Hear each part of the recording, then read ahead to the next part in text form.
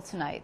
Since the tragic shooting in Tucson that claimed the lives of 6 and left Congresswoman Gabrielle Giffords fighting for her life, there have been a bevy of gun control bills proposed.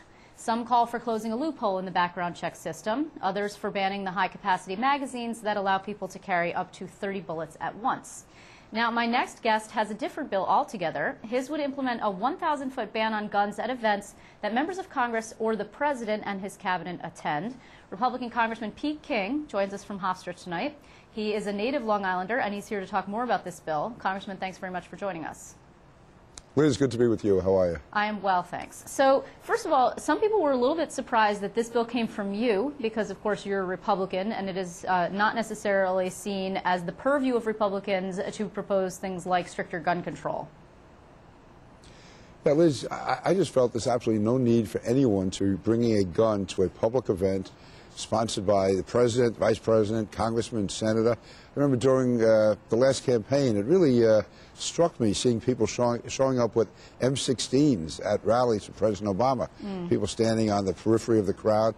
And basically the Secret Service can't do anything about it if it's outdoors and if it's in a state which allows the carrying of weapons. And I was doing it not so much even to protect members of Congress or senators, but for people going to the event to have a reasonable sense of security. Now, I'd spoken to a number of police officers who do this type of security work, and they said that if they had been at the event in Tucson, they're trained for behavioral giveaways, different movements or motions that people would make to see whether or not a person had a gun. And but it wouldn't have mattered in Tucson because a person can carry a gun right up to the moment that they were in front of Congresswoman Giffords. So I thought, give the cops the extra weapon. And I think it sounds logical, actually, when you discuss it like that, but there have been a number of people saying this is unenforceable. I mean, I think that the NRA's top federal lobbyist was here in Albany recently, and he called it silly. I mean, is it even, can you even get people, I mean, how are you going to know? I know law enforcement is trained, but how are you going to know that a person is carrying a gun? And do you think that if they know that it's going to be a felony, that they're going to care?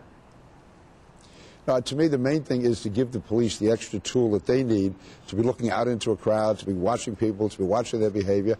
And if they feel a person has a gun, to be able to go over and take it away, ask him or her if they have a weapon, tell them they have to leave. It's just one extra tool that you're giving to law enforcement. And to me, you're not taking away any material right that anyone has. I don't see why it becomes so constitutionally important to be able to bring a weapon to a public event such as this. So even if it only worked 10% of the time, but 30% of the time, we're still saving lives. And also, in addition to that, you're encouraging people to come to an event because I think there's less chance that you're going to have people showing up with guns. Okay, Congressman, where does this stand right now? Have you even drafted it and proposed it? Yeah, I've drafted it. It's been introduced as of last week, and I have a number of co-sponsors. Where it's going to go, I'm not that optimistic. The Republican leadership has pretty much said they're against any gun control legislation going through. But this is a bill I introduced along with Mayor Bloomberg and Commissioner Kelly, Commissioner Ray Kelly from the NYPD. There were 4 other police chiefs there. So certainly professional law enforcement believes that this bill would have a positive impact. Doesn't this speak, though, to a bigger issue, which is the divide in the Republican Party? I mean, you are, of course, a Republican. In New York, we've always seen you that way. But maybe in some other states, you're viewed as maybe on the conservative Democratic side. There's just a split in the GOP quite clearly. John Boehner and others are just not going to pick up this bill. Yeah, I mean, there's a regional division on some issues. Guns is one of them. But I would say on 90% of the issues, I would be voting with John Boehner, certainly on foreign policy, on homeland security policy, on tax policy. But on issues such as, gun regulation, there is a difference, certainly of emphasis, between national Republicans and Republicans in the Northeast. Before we leave this particular topic, where do you stand on Carolyn McCarthy's bill that would ban high-capacity magazines, such as the one that was used in the Tucson shooting?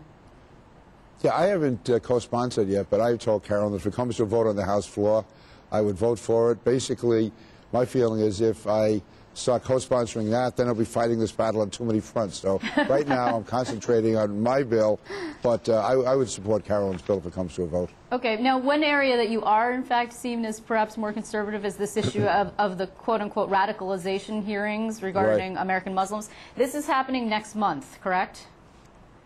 Yeah, these hearings should be held probably the first or second week in March. Okay. Now, you actually have run a little bit afoul of the Tea Partiers on this one because they're upset that you're not calling Steve Emerson, who's a conservative terrorism expert. Did you do that because you didn't want to, that you're trying to split this down the middle a little bit? No, not at all. In fact, some of the people who will be testifying are at least as conservative, if you want to use that term, as Steve Emerson. I've known Steve for many years.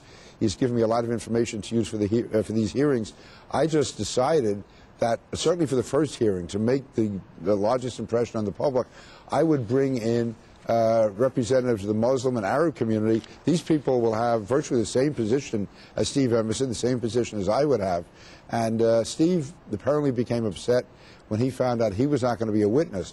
But I can assure you that the witnesses that I've been talking to and are probably going to agree to testify would sound very, very similar to Steve Emerson, other than the fact that I think it has more of an impact on the average American when they see somebody who is Muslim or is Arab, who comes from that community, and is going to be very, very much saying the same things that I say, and for that matter, that Steve Emerson says. So, but you don't believe that Congressman Ellison would say, I mean, he's obviously a Muslim, and he's been quite concerned about these particular hearings. You're not saying that, this congressman is going to say something similarly to what Emerson would say?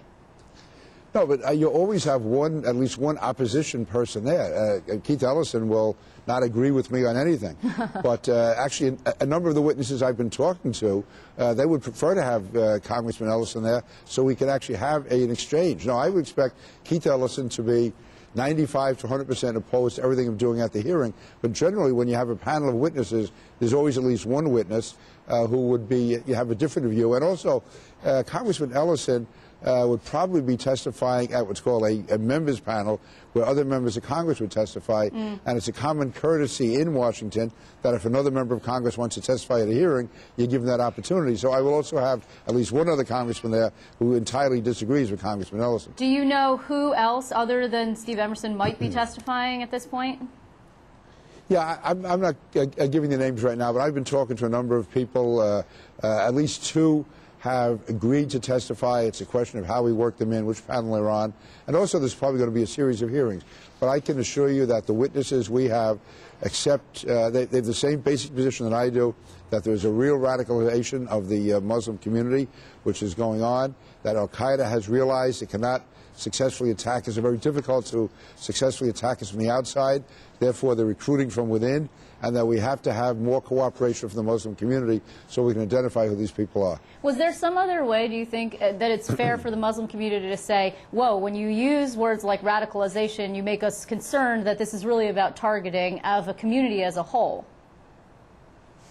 No, to me, we have to stop being politically correct. I've said this before. When they were going after the Westies in New York, they looked at the Irish-American community.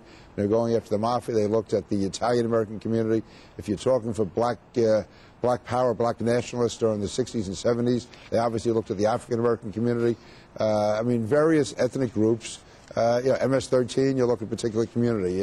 We can go through all of them. The fact is, we're too politically correct, I think. The fact is that the overwhelming majority of Muslims are outstanding Americans, but right now their community is being recruited against us, and it's important that we take advantage of that. Not take advantage, that we face up to that reality.